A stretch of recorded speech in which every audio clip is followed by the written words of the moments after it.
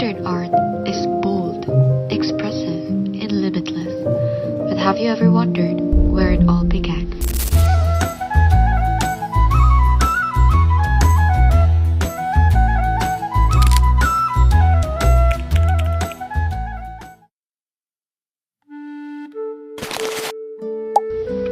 Imagine a time when people couldn't read yet still understood complex stories through images on walls, windows, and ceilings. That is the power of medieval art. Assalamualaikum warahmatullahi ta'ala wabarakatuh. My name is Princess Ashia Sima Malapak and this video is prepared by Group 1. Now, what is medieval art? Medieval art refers to the art produced in Europe during the Middle Ages from around the 5th century to the 15th century. It developed after the fall of the Roman Empire and was influenced by Roman traditions, early Christianity, and Northern European culture. During this time, art was actually very connected to religion. That is why most artworks were created for churches and monasteries, and their main purpose was to teach and communicate religious ideas, especially to people who could not read. Unlike the art that we know today that is now, very personal. So in general, medieval art is characterized by its focus on symbolism rather than realism. So artists were more concerned with expressing spiritual meaning than showing accurate human proportions or natural details. Because of this, if we are going to look at art from medieval period, figures often will, appear flat, stylized, and formal. So, walang masyadong character, right? Because it's created for the people. So now, medieval art also included various forms such as architecture, sculpture, paintings, mosaics, and illuminated manuscripts. Churches became the center of artistic production and many artworks were integrated into these structures. For example, we have the Hagia Sophia. Hagia Sophia is a well-known structure from the medieval period, recognized for its grand architecture and intricate mosaics that reflect the strong religious influence of during that time. So as the period progressed, different styles began to emerge, including Byzantine, Romanesque, and then later on Gothic art, which will be discussed further by the next speakers. So, unlike later periods, medieval artists were not widely known during the early period because art during that time, as I've said and mentioned, was often created collectively or for religious purposes. However, toward the later period, some artists began to gain recognition and contributed to changes in artistic styles. So later on, we will also be mentioning the proponents of the later period of medieval art. In terms of influence, medieval art really, played a significant role in shaping the future of Western art because after all, this is where it started. Although it started through symbolism, but it's really the foundation for later development, especially the Renaissance, where artists were, began to focus more on realism and human experience. So overall, medieval art reflects the beliefs, values, and structures of society during the Middle Ages. It shows how art evolved over time from symbolic and religious beginnings to a more natural and expressive forms. Now, to better understand this evolution, we will now look at one of the earliest styles of medieval art, such as the Byzantine art.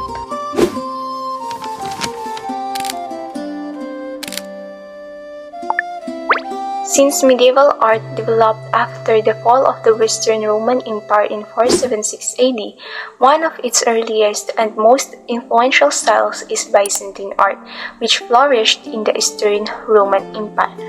This style was centered in Constantinople, now known as Istanbul, which became the cultural and political center of the Byzantine Empire. Byzantine art was deeply influenced by Christianity, and most artworks were created for religious purposes, especially for churches. One important figure during this time was Emperor Justinian I, who supported the growth of art and architecture. Under his rule, the famous Hagia Sophia was built, which became a symbol of Byzantine artistic achievement. Byzantine art has several distinct characteristics. First, it is highly religious in nature. Most artworks depict Christ, the Virgin Mary, and various saints. Second, it uses gold backgrounds, which symbolize heaven and divine light. Third, the figures are flat and stylized. They do not look realistic and lack depth because the focus is on spiritual meaning rather than physical appearance. Fourth, the figure often have large eyes and serious expressions emphasizing spirituality and wisdom. Lastly, Byzantine art commonly uses mosaics and icons. Mosaics are made of small colored tiles while icons are sacred images used for worship. Artists of Byzantine art. Unlike other art periods, most Byzantine artists remain unknown. This is because the purpose of the art was to glorify God, not the individual artist. However, we can mention Anthemios of Tralles, who is one of the architects of the Hagia Sophia. This shows that while individual names exist, they were not the main focus during this time. Famous artworks. There are several examples of Byzantine art. First is the Hagia Sophia mosaics, which display religious figures using gold backgrounds and symmetrical designs. Second is the Christ Pantocrator, a well-known icon that represents Christ as the ruler of all. Third is the mosaic of Emperor Justinian and his attendants, which shows the emperor with the religious figures emphasizing both political and spiritual authority. These artworks highlight the key features of Byzantine art such as symbolism, use of gold, and religious themes. In conclusion, Byzantine art focuses on spirituality, symbolism, and religious expression rather than realism. As time progressed, new styles began to develop in Western Europe. One of these is Romanesque art, which introduced changes in structure and storytelling.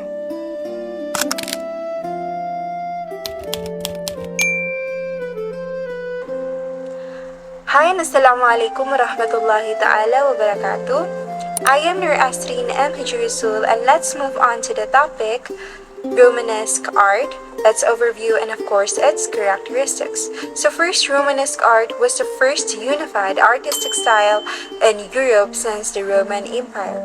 It actually started in the 1000 AD that lasted up until 12th century when it gradually transitioned to the Gothic style.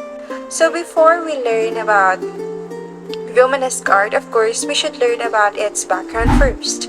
So first, it was actually developed alongside the monasticism in the Western Europe, and where monasteries were actually the center of arts and of course learning. Second, it actually reflects the fusion of cultures.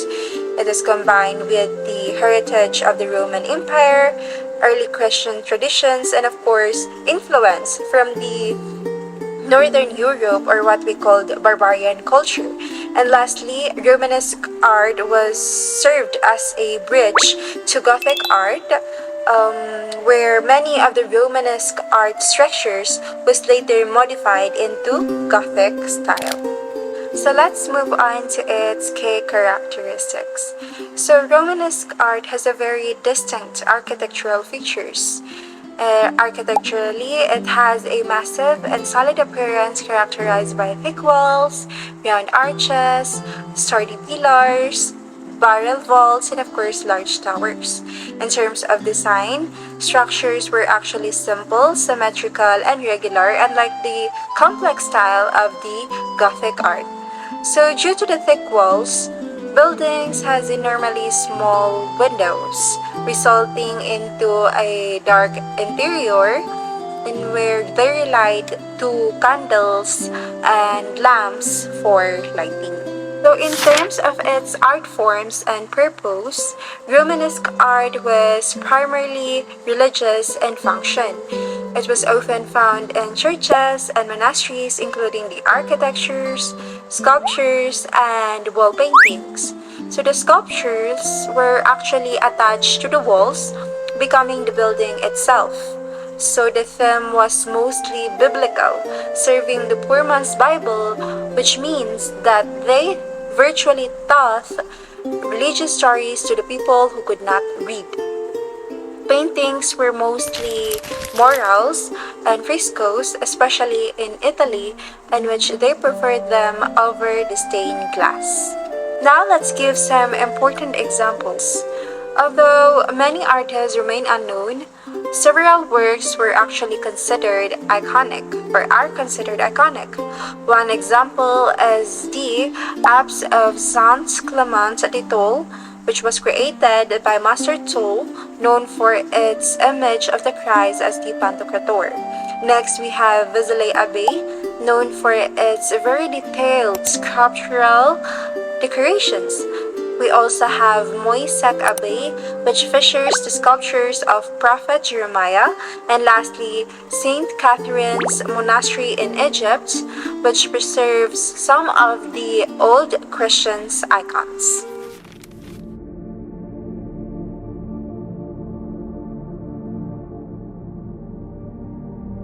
Now, moving on to its transition to Gothic art. In the 12th century, Romanesque art evolved into Gothic art. This transition included the shift from round arches to pointed arches, allowing taller buildings. Next is we have the use of flying buttresses, which actually supported the walls externally. Thirdly, the use of large stained glass window, which actually allows the interior to be more brighter. And sculptures were made realistic and naturalistic, moving away from its rigid forms. So in terms of its relevance and influence today, Romanesque art still continues to influence the modern world. Its strong visual style inspired artists like Pablo Picasso and Francis Picabia. Architecturally, the basilica layout is still widely used in churches today. Most importantly, Romanesque art shows that the Middle Ages was a period of great artistic achievements, forming the foundation of the Western art. In conclusion, Romanesque art is a significant historical style that reflects the cultural, religious, and artistic developments in the medieval Europe. Not only does it serve its purpose during its time, but also laid as a foundation or groundwork for the evolution of the Gothic art and of course the future artistic movements. Assalamu alaikum and good day everyone. Before we start with Gothic architecture, let us first define the word Gothic. The term Gothic originally came from the Goths, a group of tribes in Europe. During the Renaissance, people used the word Gothic to describe something that was not classical or was seen as rough or old-fashioned.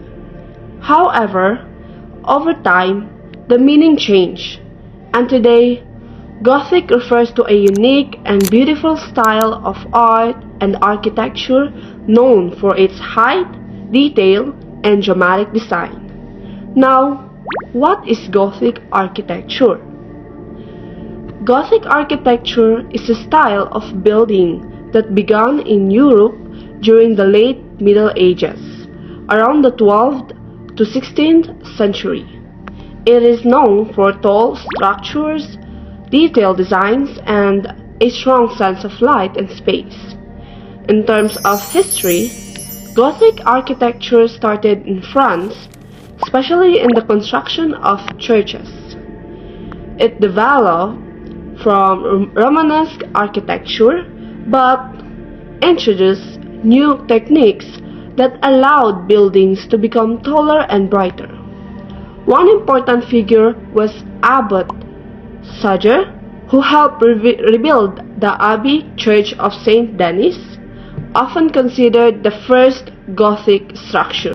Famous examples include Notre Dame Cathedral in Paris and Chartres Cathedral. These are known for their detailed design and beauty. The influence of Gothic architecture spread across Europe and inspired many later designs. Even today, some buildings still use Gothic elements. Lastly, the purpose of Gothic architecture was mainly religious. These structures were built to inspire people, show the greatness of God, and create a peaceful and spiritual atmosphere. To conclude, Gothic architecture is a style from the Middle Ages known for its height, light, and detailed design, and it is very different from the earlier Romanesque style. Gothic sculpture was mostly found on churches and cathedrals. Unlike earlier Romanesque art, Gothic sculpture became more realistic. The figures were no longer stiff, but instead they showed movement, emotion, and natural human forms. These sculptures were often placed on churches, entrances, walls, and columns. An example of this sculpture was this one, which can be seen on Chartres Cathedral in France. This figure became more lifelike and expressive, as you can see here. Gothic painting also became more realistic and emotional compared to earlier styles. Artists began using light, shadow, and color to create depth and expression. Religious figures, especially the Virgin Mary, as you can see here, were shown in a more human and caring way instead of being distant or symbolic.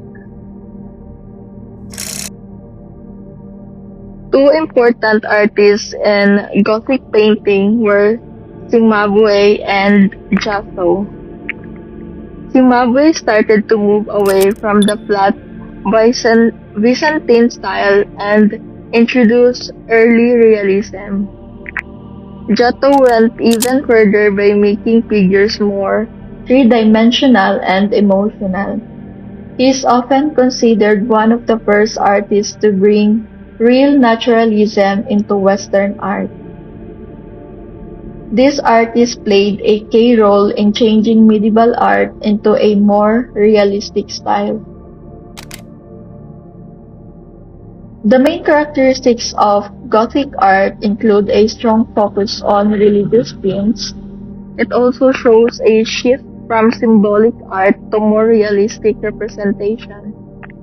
Gothic art is known for its emotional expression, detailed figures, and connection with architecture like cathedrals. Overall, it made art more human-like and easier for people to understand. In conclusion, Gothic art was an important development in medieval Europe. It changed sculpture and painting by making them more realistic, emotional, and expressive. It helped people understand religious stories better and made art more meaningful. Finally, Gothic art became the foundation for later artistic developments and helped lead to the Renaissance, where realism and humanism became even more important. And that would be all for our report. One is the loneliest number that you'll ever do. Two can be as bad as one. It's the loneliest number since the